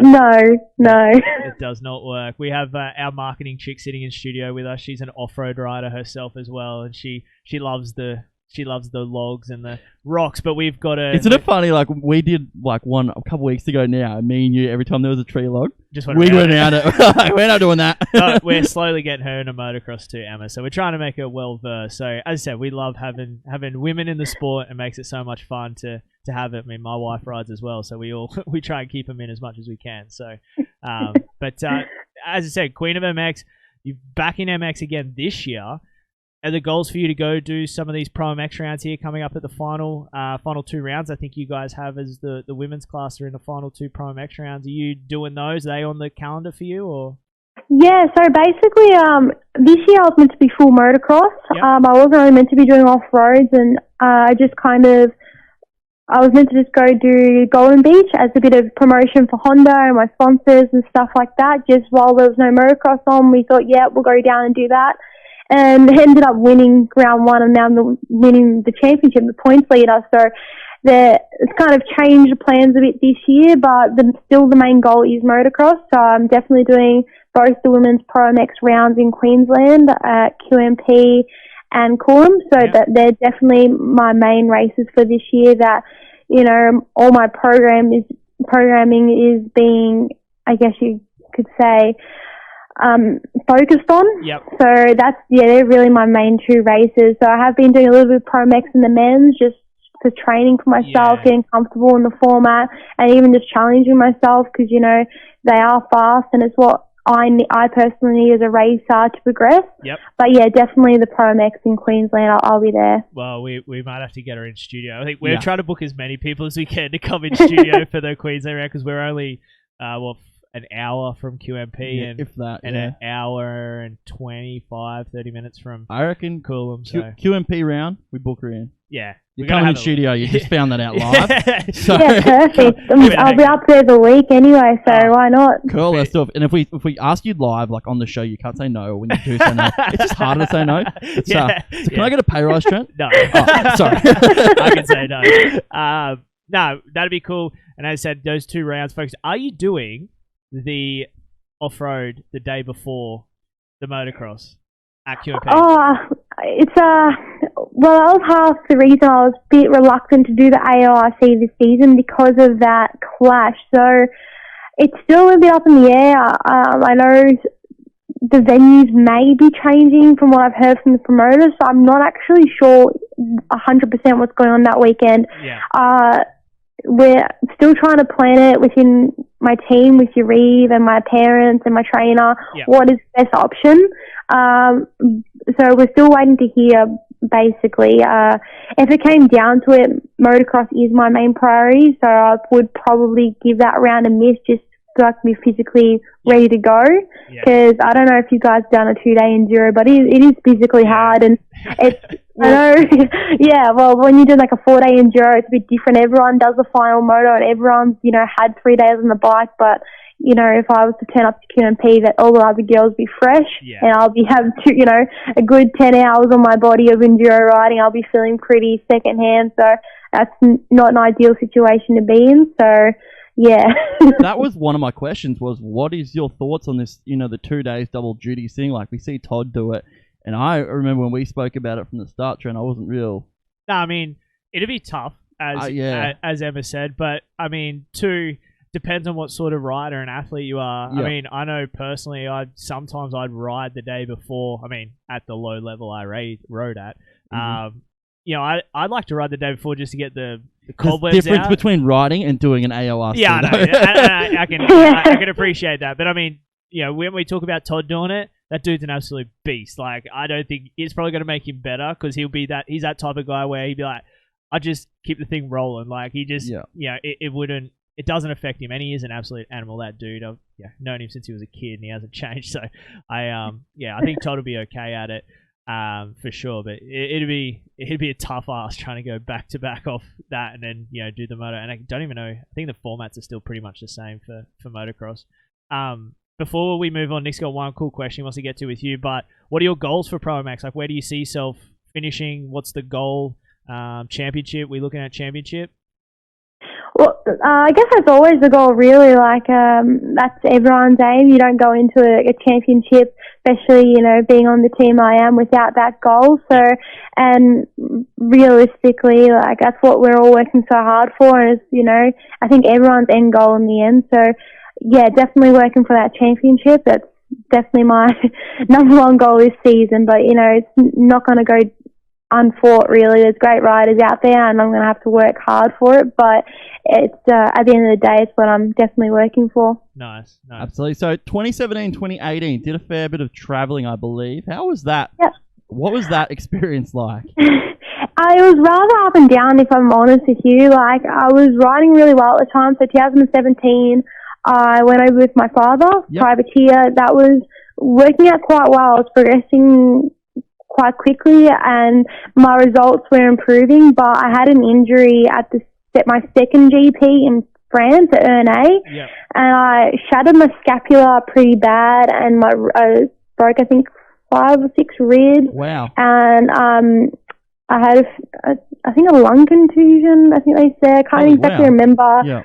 But it was quite a mess after, like, that injury. So I had to have a few months off the bike, and that really just put my season at a halt, because I tried to get back on the bike probably slightly too early, because I didn't want to miss too many rounds of the GPs. So my strength was really lacking for the remainder of the season. Like, my strength and fitness wasn't there, and then your confidence isn't there. So that was really hard. So we decided to go back 2018 with a Dutch team, like a large scale Dutch team, and I guess I went the hard way. That's not the best option. Like, in Europe, you have to either be on a top team or privateer, because those kind of low scale teams is where things tend to go wrong with communication, or deals not being what they say they are. And that was a real hard year for me, because I was promised a lot of things, and I honestly brought a lot to the team with regards to sponsors and helping them out too, and it just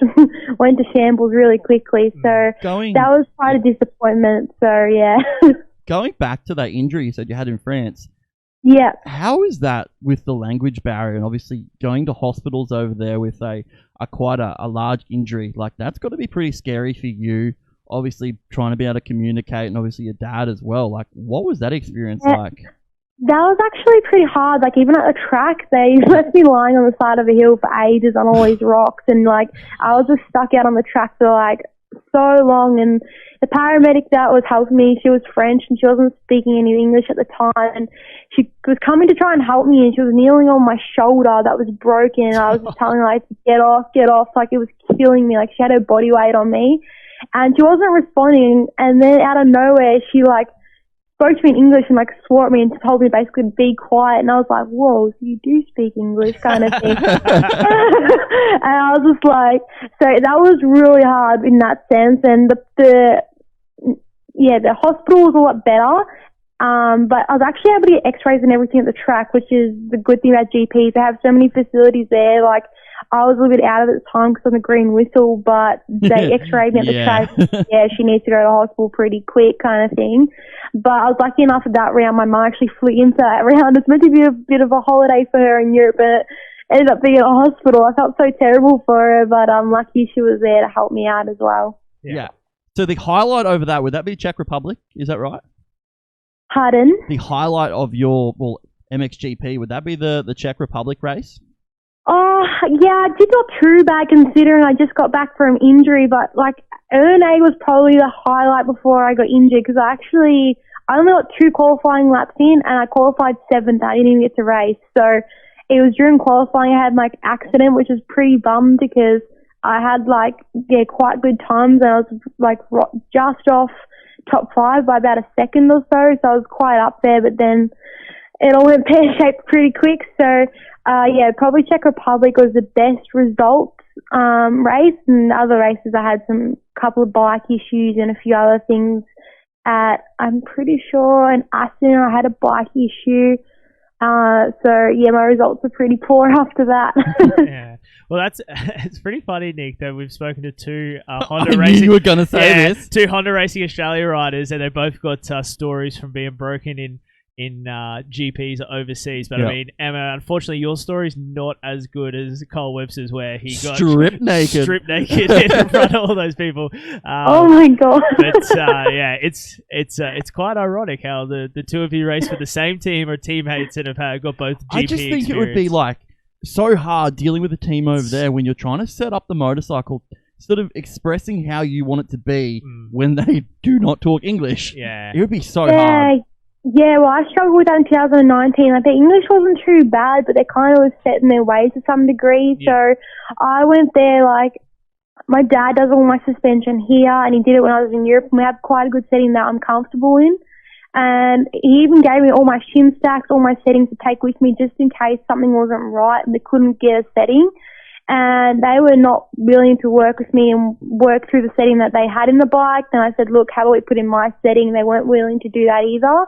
And the bike was just absolutely taking me for a ride. Like, I had a few decent crashes, so I was just getting kicked about. And it was pretty messy. Then they decided to throw me on a 125 because my 250 wasn't running right. And I was just being thrown between bike to bike all the time. And yeah, it is really hard to communicate that when they're not quite listening, or they sometimes can also pretend they don't understand you, and you know they definitely do, but they're kind of like, oh, no, you know. So, yeah, it is definitely a bit of a barrier sometimes. That's strange, because I can think of another Australian rider that could pretty much mirror every single thing you just said. Yeah. Yeah, like you'd remember the interview I'm talking about, Trent, and that was exactly the same. I think I do. Yeah. I think I do, but hey, Emma, we better let you go. You've given us 30 minutes of your time, and we appreciate you jumping on tonight. As I said, I think when you come to Queensland, if you're here for the week, we might have to do a long form with you and really break down your career. I think there's a lot we could unpack there in the GP stuff, as well as obviously what's going on, and hopefully at that point too, where coming into motocross and have you feeling up to speed, and then get you on the live show in studio here as well would be super rad. But thanks for giving us a little bit of time tonight. We hope to have you back on soon. Yeah, definitely. Thanks for having me on, guys. I definitely look forward to chatting with you guys in the studio, and yeah, really appreciate your time. Awesome job. And your team manager there, Yariv, he's a cool dude. We've had him on before, and he's a big passion. Everybody on that team. Oh yeah, they're that's just a rad team. Kirk, Kirk, and there's Kirk. And big you Kirk. just throw Kirk in there as well. Yeah, it's definitely a great team to be surrounded by. It's a great environment, and everyone's, really great support to each other, and there's always a good time there and always a good laugh. So it's definitely a great environment to be in, and I'm super lucky to have the opportunity that I do. Awesome job. All right, Emma, we'll let you go. Thank you for your time tonight here on the Moto Limited show. We'll talk soon. No worries. Thanks, boys. Thanks so much. Cheers. Bye. Emma Milesevic, brought to you by Backyard Designs. Ooh. She's that's cool. We'd never spoken to her before that, and dude, super comfortable, very well spoken. Oh, but same thing. That team that Reeves got down there, it's just killer. It's killer. Yeah, like it's a tight knit thing, and it works. And I've really didn't know too much about her until today. I had a quick look, and I'm excited to see her racing up here in Queensland. Trent, have her in here. Like you said, there's a lot of stuff with this MXGP that I'd like to talk about, because as far as we can tell, a lot of what she said is exactly the same. Yeah. Hey, Nick, got some comments there coming through. Some people putting in some... OJ's on his way to win another beanie. Yeah, some people putting in some stock ones from before the break. So run us through those, because we've got some stuff coming up here. Okay, so Todd Reed. Ferrandis is the new... He's back. He's been quiet. He has been a bit quiet. What's going on? You're right, Todd? Ferrandis is the new Bitcoin buy. Absolutely, I'd be buying in on that. Dylan Gunter. I'm selling on Tomac. Feel like it might be the same story as Supercross. Few wins, but we'll fall short. Yeah, I'm sitting there, Trent. Me and you are both sitting there. I want to see what's going on. Jack B. I'm going to say B because I don't want to screw up. That's Jackie. Jackie? Yeah. Do you want to have a go at saying that surname? I had a look at it here, because she is going to win a beanie, because she's written, "You're a legend, Emma." And she is a legend, so yes, that is right. Yeah, you deserve a beanie. I'm sorry, Jackie, I'm not attempting your last name. I don't want to... I'm going to call you Jackie B. Jackie B sounds cool. You won yourself a beanie, so there's another one. Write that down, Wiz. So a Pirelli beanie coming your way for that awesome And Emma uses Pirelli tires too. Hey, so look at that. there It's you go. probably a little bit cold in there too. supporting the sponsors. So, Josh Plant. Hold Tomac, sell Webb and Swole, and buy Ferrandis. He's selling Swole. Yeah, he's with me. Yeah, cool. Yeah. What So, else? OJ Maguire. When the French swear, do they say pardon my English? Of course, OJ comes up with that. I like the way OJ thinks sometimes. Very out of the box. Real smart, but he's always been like that. Yeah, he's always, just comes up with these smart little things. It's just funny. Very good guy. Very eccentric. Hey, Wiz, you ready for this? Guys, go to MotoLimitedShow.com. All we had to do is bring her in studio to make her actually pull up these bit of merch we've been doing. We got 3 new t-shirts dropping as of right now, so have a look at them. And a crew neck jumper as well. You know the cool Nick. thing? Is it going to come up on the screen? It is. Wiz is It's working probably going on to be the first time I've seen it. Yeah, so there's a couple of good ones, Nick. I'm going to show you on my screen here, and this one is the best one out. We told you we had a special shirt coming for you. Can you read that? We have an obviously t-shirt by Nick Still, quoted by Nick Still. That's cool. Can we zoom in on that? I don't have it on the capabilities. Oh yeah, do there. Obviously, Nick That's Still. cool. I like Limited that. Show. So we got some cool stuff going on, guys. As we said, we had the regular t-shirts up on Hey, screen there now. it is. Look at that. Yeah, we got the Miami Vice look, the old 80s, 90s retro look. I'm a big fan. I like that one. Whitney's done a great job on that. And the other Moto Limited Show one there as well. What are you calling that one? Spook Show. I like that. Cool. Spook Show. So good job, Whitney. Good job on that. We appreciate the hard work that's you've been cool. putting in. And there's also... Obviously, just a great job. just a great... And then obviously... Because as you were saying it too, there was a lot of obviously's going on in there. So yeah, check it out, guys. New merch in the merch store. We're going to give away these... Hey, that white crew neck. It's grey, yeah. Is it grey? Oh, grey. Oh, look at that. Both white and white grey. and grey. Look Nice. at that. That's Heaps fresh. Different stuff coming. So go on MotoLimitShow.com. There's also the Privateer Takeover giveaway. If you are wanting to go to the Queensland titles, you get a free entry into each round. Front row pit side at each round. Free set of tyres for each round. Full oil change kit each round. Tire chain, lube, clean and lube kit as well for each round. Drinking beer with Trent and Nick. Getting to hang Each out with round. us. Yeah. You might get some tech tips. Yeah. For what they're worth. I'll even come to the line. What with the microphone? Because you're commentating. Remember? You'll do it. If my rider needs me, I'm out. I'm there. Cool. So check out that MotoLimitShow.com. Plenty of cool stuff on there. Thank you to the marketing chick for getting that done. A set of Pirelli tires to give away, Nick. Ooh, wee. If we have any off-road people in listening live right now, comment through the tires that we're giving away tonight are a set of MX Extra X's, a 110 118 rear tire with an 8100 21 front. So if you want them, comment through right now if you have the black that will fit, and we will give them to you. First one in wins them. So get on that right now. Thanks to the guys at Pirelli. Pirelli offers a huge range of high-end off-road motorcycle tires, especially designed for dirt bikes. Pirelli have won 74 World Motocross Championships, more than any tire brand. So, Trent, these tires are the optimal choice for what? For training and race purposes on mid to soft terrain. Ooh. So if you are out there just shredding in the hills, in the trees, Whitney cannot win these tires. No. Little insider trading there. Cannot happen. If you want these set of tires, they're going to fit a bike that you own. Comment through right now, Whitney, if you're smart. You probably message your dad and you're not that smart. I've set it up. Quickly, guys, get on that right now. But you win those set of tires. Fake account being made right now. Win those set of tires. Check out the merch store, as we said. Share contest still going. Highpoint oil deal. Hey, you know what else the tires have, Trent? Yes. You know, the cool factory stickers. Factory that tire only stickers. You can get from factory teams. Yes. So if you want which to... the Moto Limited Show is now a factory Pirelli race team. We are. We're giving them out. So check all that out, guys.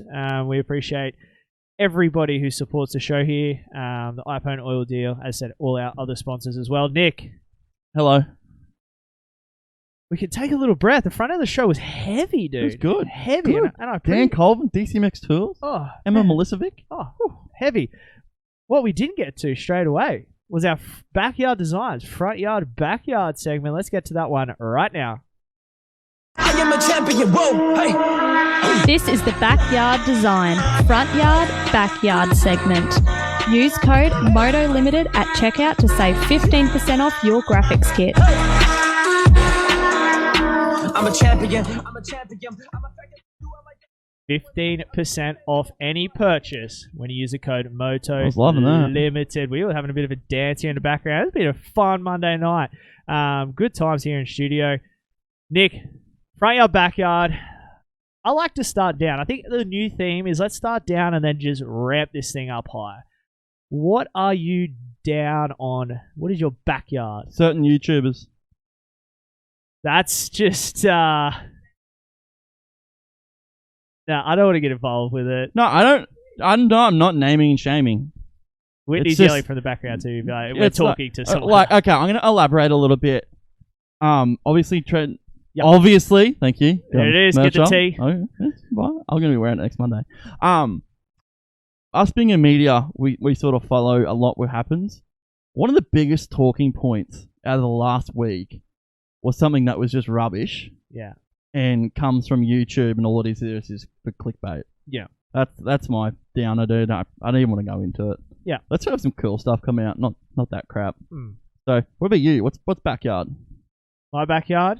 I'd really... Oh my, this is you every week. Everything's going great at the moment. Like I could throw a spanner in the works. I know, I'm See scared. ya, mate. I'm scared. I'm scared. Everything's been kind of good. How bad is it when it's like everything's been going well for 3 days now? It's like you drive to work, you're like, yeah, something gonna happen. Yeah, nah, nothing really. Just everything seems to be just going. Cool. Feels good. I like that. I'm happy day, so I'm not down. What about you? What are you up on? Up on would happen to be the show we did, and we didn't really talk about this being in the show, Trent, but we did a bit of a long form. I wouldn't say long form, but we did an hour with Christian and Paige Craig on Saturday morning, obviously when they just flew straight into Mount Morris, gave us an hour before going to a team dinner. I sat there and just went through a lot of stuff with those guys, and they opened up about some stuff, told us stuff we didn't know about, sort of just... It was good. It was a really, really good conversation, and you guys can jump on. It's on Facebook on the archive. It's on YouTube. It's on Spotify. It's on Google Play, Apple Play, if that's what they call it these days. Is Apple that right? Podcast. Apple Podcast. It's all over it. Yeah. Jump on there and have a look because it's really, really cool. And I got a lot out of it, Trent. So that's what I'm high on. Yeah, Hour of Power we should have called that. Oh. Good. We're not on the ball, but we usually are on the ball about 3 days later. Yeah, we're well on it tonight. So no, it was good. That was I was very, very excited. That's kind of been probably a highlight I think so far for us. Like we've had a lot of cool people that we've spoken to, but I don't know. Super special for me, yeah, personally, obviously because I'm just a massive fan of Christian Craig and Paige Craig, the kids, the vlog. Yeah, it was cool. It actually the super rad moment for me was when. I mean, I don't know if I was just because I was in the moment, it felt good to me, but when we were talking about kids with Paige and Christian, and like I didn't realize how close in age they are to me. I didn't realize and everything was very as we're talking about kids, like everything felt like I'm like, dude, I'm looking at like cooler versions of me right now because like they have the same kid issue. Like you think that they don't because they're the best motocross rider in the world, one of the best, and and his wife, and I'm like.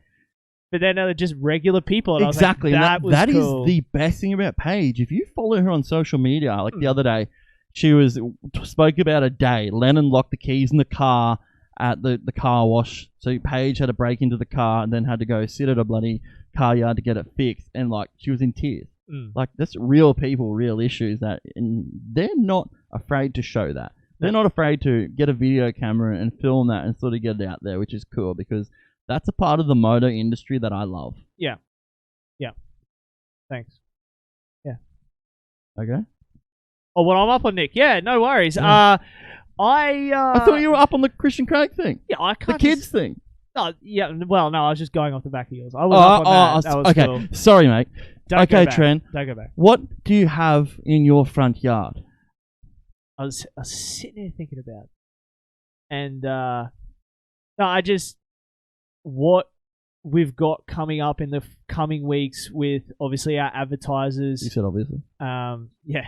without advertisers, Link International, Highpoint, Pirelli giving us this stuff to give away, the privateer takeover giveaway. Like, to me, that's pretty special as a privateer rider my whole life. Like, being able to now be in a position where we can give somebody else a shot at doing something they may have never had a shot at. Hopefully everyone gets in and enters, and everyone's in with an opportunity. Send through, and you could be the lucky winner. And that's just cool. You could win a set of tires right now, Trent. Well, you win a set of tires right now, that's for sure. If you're an off-road rider. Yeah. But, as I said, it's just super rad being in this position that we are right now, where we have the ability to help people in the sport that we love so much. And I do not take that for granted. So I'm just up, and we got a lot of stuff coming on down the stream here at the moment, which is, we just want to give back as much as we can to the sport, to our loyal listeners, our archive guys. We got stuff coming, and next month we're going to be doing a lot for our archive listeners as well. So if you listen to this in the archive, there'll be chances for you guys to jump on and grab yourself some of this cool stuff that our advertisers are supporting us with, and be able to win some stuff too. So we're not steering away from you, but do come join us live because it's a lot more fun. Exciting things to come, Trent. Exciting. So that's it. That's what I'm front yard on right now. I like it. Is what Nailed it. The lucky stuff we get to do here at the Moto Limited show. Nick, this weekend ProMX is back on. We hope. Maitland. Yep. They'll be now round 3. Seeing as though we didn't do Gilman. Gilman's been rescheduled to obviously when that Queensland tile was meant to be in Mackay. So we knew this last week. We weren't allowed to speak about it because it only just been announced. So we've got that coming up this weekend. It'll be interesting to see if we go racing, what we see. There's been some COVID outbreaks and stuff. I don't even like talking about it. No, So, neither do I. But unfortunately, it's a real thing, and I think this is going to be something we're going to have to compete with for quite a while, Trent. Yeah, I mean, I had a brilliant idea. Yeah, Wasn't I liked it too. How good was my idea, guys? Listen into this one. Ready? Let's just have every single round of the ProMX for the rest of the season in Queensland. Yeah. Yeah. Easy. QMP, Toowoomba, Coolum. Hey, Gympie. Gympie? Yeah. You driving? I don't care about driving. It's all in Queensland, dude. As long as it's in Queensland, Gympie's only got 2.5 hours. So you're driving? I'll drive. I don't care. It's better than flying to Maitland 7 hours. Oh, not flying for 7 hours, but driving down there 7 or 8 hours, or having to fly or whatever. Let's just have it all in Queensland. It's all good up here. Just come up here, stay. Then we have everyone here. We just come and do the show. We have so much content. So you're driving. We're trying to be spoiled for choice. So yeah, that's what I'm trying to do. But yeah, but that's if it does turn to shit down there, it might actually be a serious thing that gets looked at, Trent. Well, I mean, dude, we were one of the only states to have championships finish last year and actually happen last year. Exactly. During all this. So let's just have it up here, guys. If you're listening, have it up here. Easy. Job fixed. Easy. Toowoomba, Gympie, Coolum, QMP. We'll live announce the thing, too. Yeah. We'll just run the show. Yeah. We'll run the cameras. Whoa. Wiz will run the cameras. Wiz, do that. Are you happy to have, you got 1, 2, 3? You probably have to have 56. I should turn your mic on. Sorry, yeah, bud. that might help this time. Yeah, as long as they got the equipment, or we got the equipment to do it, I'm sure. Well, yeah, you better have that's it an issue. How many NASAs do you want to have running this? Oh, Jesus. Me and him can't work one. We can't work one. We don't want to. We don't. So for everyone that doesn't know, we have a computer in here called the NASA computer because it's custom built to do whatever we want to do. It's under the desk here. It's got lights. It's got everything. Me and Trent don't actually touch it or want to go near it because we're scared of breaking it. I get super scared. I ring him. Can you turn the computer on? Do you really need it? You sure? I don't want to turn it on, man. I don't want to go near it. Hey, dude, I don't want to go near it either. But He's like, hey, do you want to just look at some different camera angles for tonight? We're still trying to work on our live stream stuff for people that do watch it. We're trying to work on some different angles and make some different stuff happen here. But he's like, you want to work it on? But I am not turning the computer on and then trying to open a program to look at. I'm just not even touching it. I said, we'll just do it on a day when either yourself or Wiz is here to sort out that, because I am not trying to figure out. It's funny though. Like for people that don't know, I can remotely log into the computer from my house in Toowoomba, and it's funny. I was sitting here the other night and I was just like, I was messaging you. You weren't replying. So I quickly went back into the streaming program, turned the camera on, which is pointed this way. I could see your phone sitting here, but you weren't sitting here. I was just like, oh, well, I'll just sit here and wait for him to come back on, and just sat there and waited for you to how long it took you to look at your phone and reply to me. I was videoing the whole thing. Yeah, lucky I wasn't doing anything rude in here. Like what? I don't know. I've seen it all. You've seen the hot voiceover chick? Yeah. Yeah. Hot. Super hot. Super hot. All right, Nick. Well, we might wrap this one up nice and early tonight. We're just finish on a high there with the hot voiceover. You got any... What have we got in that comment section there? Something From Matt Grills, any current KTM, Husky, Gas, Yamaha, Honda, Enduro, bike riders, I'm assuming. Matt Grills, you want a set of tyres, mate? You may have just won them. If you want a set of tyres... Yeah. Any bike. They'll fit. Any bike. They'll fit yours, Matt. What size are they again? 18-inch rear, 21-inch front.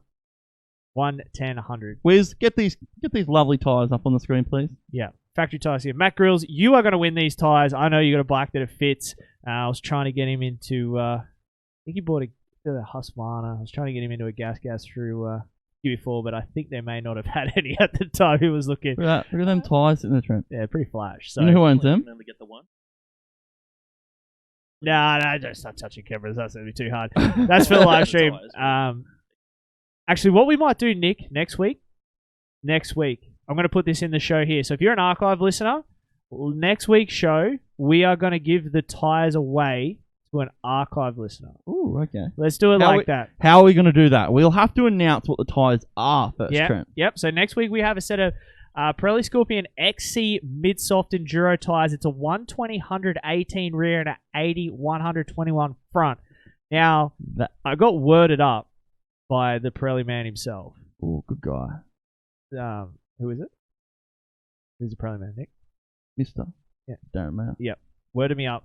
He's the winning tyre for extreme use in mid-soft conditions, specifically for use in enduro motorcycles in cross-country configuration. So these are a race enduro tyre. So if you're a race spec enduro rider, Whitney, don't look at us like that. You still cannot win the tyres.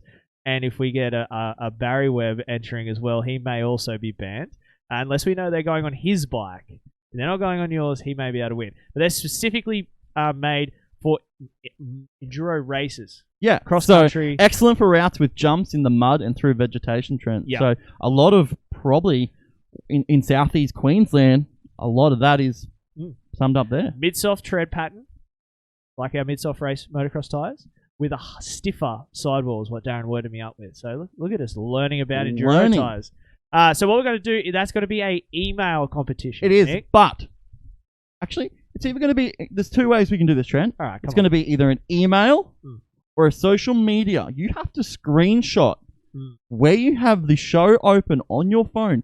Screenshot it. So you just show it can be on YouTube, Facebook, can be Spotify, absolutely anything. You screenshot it, send it through to us on social media or email, and you go in the chance to win a set, Trent. And we'll draw them randomly on next week's show and get those tyres out. So thanks to the guys at Pirelli Tyres, the best tyres in the motorcycle industry.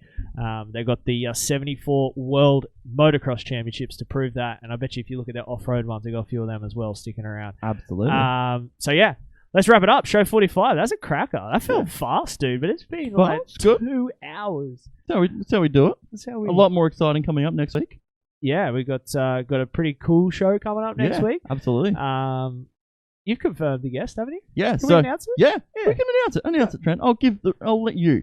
Actually, we'll announce one of them. We'll keep the other one a hidden secret. All right. Which one? You can't say that to me, and I've got to guess which one we were going to keep a secret. You can guess. Oh, the one I'm not more excited, but the one I'm most excited about. That's still the wrong word. I'm very excited. Okay, to have a young athlete in studio, Mr. Lockie Allen. Thank he you. won the Mini Lights 9 to under 12 years at the Sunshine State MX Series. And he's a character. Dude, this kid fist pumping finish lines. He sat there and shook every single Mini Light rider's hand that crossed the line. Even the kid that ran last, he won the race, shook everyone's hand to the last place rider, waited to the end. And I was pumped on the kid because this is sick, but I'm also trying to get this post-race interview with him. I'm like, dude, come and do this. But he is... 30-second boards up. Yeah. Dude, just a full character. His podium interviews all year were just epic. Like, he wasn't, shy, bashful. He's punched his sponsors out, thanked everyone. Like, it was epic. So he's going to be in studio. We're going to give him an in-studio shot at it. Yeah. And I'm pretty excited for that. So his parents, Alicia and Steve, they're going to bring him in next week. I spoke to both of them. They are absolutely great people. Yeah. So there is no question where he got it from at all. Yeah. Because his parents are absolutely great people. But he's going to be awesome to have in here, Trent. Yeah, we're going to have him sitting in here. Locked in. We'll have another surprise. We've got to keep some stuff surprise. So usually Friday we'll announce what's going on Monday. Yeah, we get the post out on Friday for what's coming on Monday night show. We got some long form stuff in the pipeline as well, Nick. The Christian and Paige Craig one was only the start of those sorts of interviews that we're going to start doing. Absolutely, there's a lot of big names that are going to be coming up, Trent. So awesome stuff. Get on and watch that, because obviously I want people to watch it, because if you watch it, it's better for me. But no, I really enjoyed it. And I think there's a lot to take out of it. Christian's got an absolutely incredible story, and it doesn't get told nearly as enough as it should, Trent. That was sort of your first time at a long form one too, which is different for you. So yeah, it's a little bit different. And I wasn't really a super long form. It was only an hour, the hour of power. Oh, we could have gone for another 2-3 hours. Yeah, but when you sit down and do the long ones, they're pretty rad. You get sort of immersed in a good conversation, forget the cameras and lights and everything are on, and just sort of geek out about racing motocross. I was pretty nervous. You were super nervous, dude. Especially when you where do we start? Trent, I don't know, but you're going to do it. And I'm like, all right, Nick, I got this. I was like, you start talking. Second you start talking, I'll be fine. But I'm really nervous. I'm just nervous. But yeah, so we got plenty of stuff coming up. But this has been show 45 of the Moto Limited Show, presented by Street Race Solutions and Backyard Designs. We want to thank our partners here at the Moto Limited Show. Ruse Systems. You want that ECU tune for your diesel engine? Go and check out the guys at Ruse Systems, 55 plus performance centers Australia wide.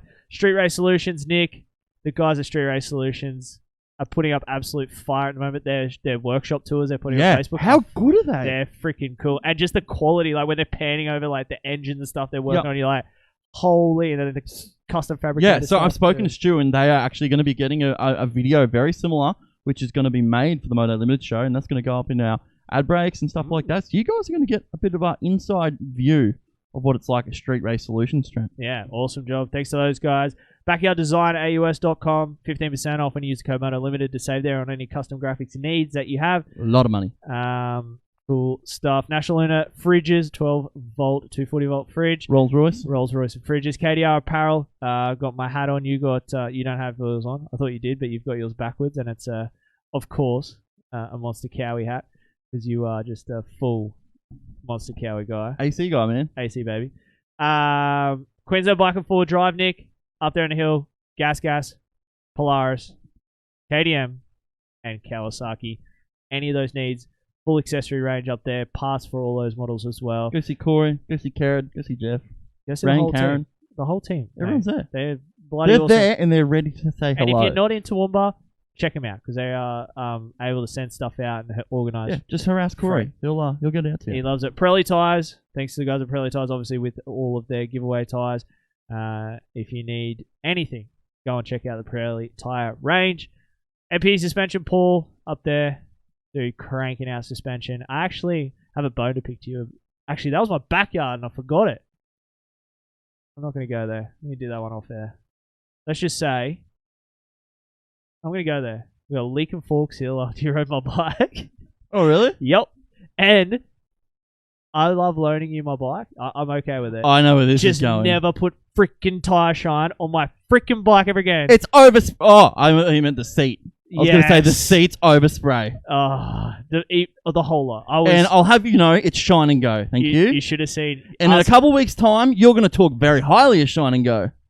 Or as we like to call it in the industry, Fruit Loop spray. Smells like Fruit Loops. You asked Joe Van Sherman when I rode there. I just went over and tipped a heap of dirt on my bike just so I could sit on it, because I fell off it. But anyway. Did you really? Yeah, I hate tire shine. I told you that. Anyway. It'd be a weeping fork seal as well, Trent. Nah. The fact you haven't rode your bike in 3 months. Heavy. There would be a oil leak in the shed. There is a full. So I might have to send my suspension to. We will be going out and investigating this afterwards. We will. Highpoint motorcycle oils, 100% motorcycle oils, the official oil of the MXGP. The strawberry scented 2-stroke oil burns and smells like strawberries. Sorry, Darren, I may have opened it. The Racing Samurai oil there. They got the off-road katana there, as well as all of the chain lubes and tire shine. More plastic shine there, Nick. You get straight onto that. So check out all those advertisers, MotoLimitedShow.com. Everything's on there. Go and check that out. If you haven't shared the live stream, you got about 2 minutes to check that out right now. New merch is available. Everything's available on there. Check this out. Archives, as always. 7-Eleven shop's always open. Wiz, thank you again for another fantastic pressing of the 1, 2s, and 3s. A little bit more in this time. Figured out how to edit live stuff on while we're live.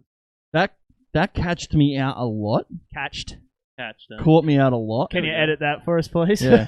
Can you edit that one out? No, do you remember? Like, we'd be in the edit screen, and I'd say, like, transition to live, thinking it would stay on that screen, and suddenly we'd go live. Yeah. Yeah, there's a lot of low-rate production going on there. Anyway, the Wiz has figured out. But thanks, mate. Thanks again. All good, boys. Love it. Pleasure's all ours, as always. Marketing chick, good job on the merch. We appreciate it. Off mic tonight, but you'll be in one day. Again, well, you're in all the time, but we'll get you back on again soon.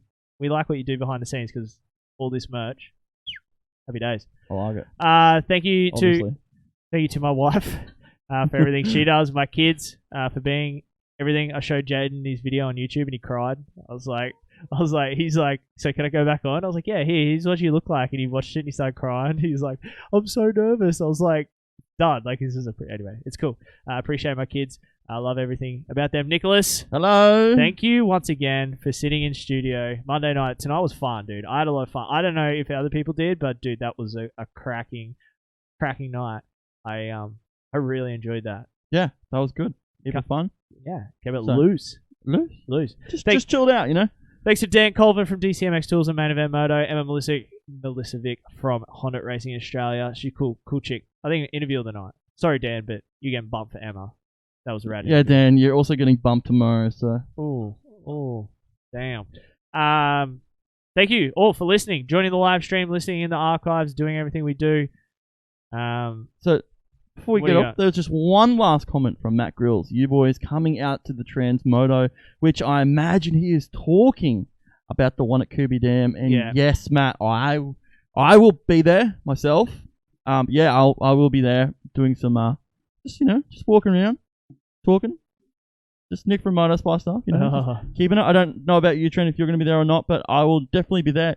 If you see me, I'm saying good day. I'd like to have a talk. I might make an appearance. That's Sunday, eh? Yeah, come up and I'll walk around there. Might give away some stuff, Trent. Might have some stuff to give away even. Someone give me a free entry. I might just bust out the bike. Looking for somewhere to ride. Jesus. That's how I do it. Darren Mayer, new shirts for Wiz tomorrow. Dude gets more than me. Wiz is getting the hook ups. Yeah. Hey, Nick. What about Whitney? We might have to try and get those tyres back to take to Matt. Matt wins a set of tyres. If we go to Toowoomba, you take him up to him. Yeah, Matt, if you can let me know in like the next 15 minutes if you're going to be there, let me know and I'll personally deliver them to you. Yeah, cool. For an easy payment of $39.95. Awesome jobs. Thank you for everyone who's listening. All the live listeners, as I said, everyone who listens to the archive. We'll be back next week for the final show of June, a final chance to win that Highpoint Oils deal. We got that, and last set of tyres to give away. Archive listeners, send us a picture of you listening to the show. Yep. You go on the chance to win with that one. That's going to wrap it up. Christian Craig, listen to that one as well. Yeah, go and check out the page in Christian Craig one. That was an awesome time. Yep. And plenty more to come. So this has been show 45. We'll be back next week for show 46 on the Moto Limited show. From Nick and myself, we'll see you guys next week. Thanks, guys. Like I said, I'm a fan of the show. What you guys got going on is awesome. And whoever's listening out there, you better keep freaking watching these guys because they're doing some cool stuff, man. So.